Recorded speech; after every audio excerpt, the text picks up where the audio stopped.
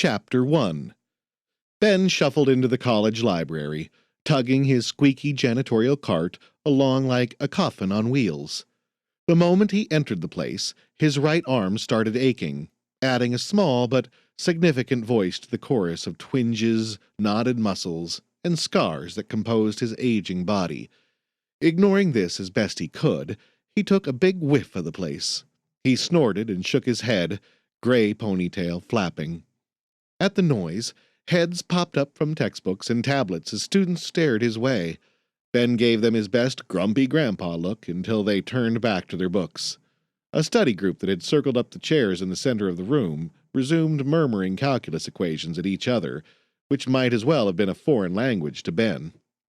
Resisting the urge to massage his arm, he made eye contact with the young man behind the main desk. Jason, the work-study for the evening, flashed a relieved smile as he lurched out of his chair and headed the janitor's way. Ben tugged at his blue jumpsuit so his name, threaded in red on the left breast, displayed prominently. The spray bottle hanging on his belt quivered as the water sloshed within. Ben scowled and slapped it. "Shut up," he whispered. "I can handle this." Jason arrived, glancing around as if afraid of angering some librarian deity. His combed hair and tucked polo shirt made him look like the chrysalis version of a politician, close to breaking out of the cocoon into full suit and smirk mode. "If I'd have known anyone was coming, I would have established quarantine," he said. Ben cleared his throat with the subtlety of a garbage disposal. "If I'd have known any winning lotto numbers, I would have retired years ago. What's your point?" Blushing, Jason caught the janitor's arm. Ben let himself be guided to one side, but once they got out of earshot, he grumbled at the younger man. "Let go of my arm. The suit don't block everything." Jason snatched his hand back. Oh? Yeah, oh, and here I thought you was one of the smarter recruits." "Should I, Jason wiped his hand on his shirt. "If you caught anything, it wouldn't matter if you stuck it in boiling water until the skin came off. Just don't grope me again." "The board processed my report?" Jason asked. "Yuppers. Figured it was worth a look." Jason squinted in doubt.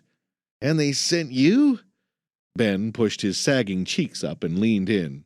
"You wanted someone prettier? Want me to go steal some lipstick from the girls' dorm and get gussied?" Jason coughed and backed up a step. "Sorry, I waited a while to call in. You know how HQ gets if you file too many false alarms. Wasn't sure if I actually sensed anything or was just being paranoid." Ben rolled his bowed shoulders, which crackled like bubble wrap. "What are we dealing with?" "The vents keep rumbling," Jason nodded at a nearby grill. "And I've noticed above-average grime buildup. Definitely corruption of some sort. Could be coming in from the air ducts. Maybe a mutter mite infestation." Ben sniffed. "Nah, you trainees are getting sloppy. Mutter mites ain't never made this kind of stink." Jason's nose wrinkled. "I haven't smelled anything." "That's 'cause you ain't an old hound dog like me. You couldn't sniff out corruption if bile got pumped straight up your blowholes." The water in the spray bottle sloshed again. Ben nodded. "Good idea." Jason eyed the water as it spun. "Is that Carl?" "You betcha." Ben patted the bottle. "And no, you ain't gonna hold him, pet him, snuggle, or take a sip. I wasn't going to. Hush it. Let me concentrate." He shut his eyes to fix on his prey. He blanked out the hushed chatter of the students, the hum of air conditioning and the clack of fingernails over keyboards. He pushed past every distraction until the subtle foulness in the air congealed into an olfactory hook that set in his nose and jerked him toward the source of corruption.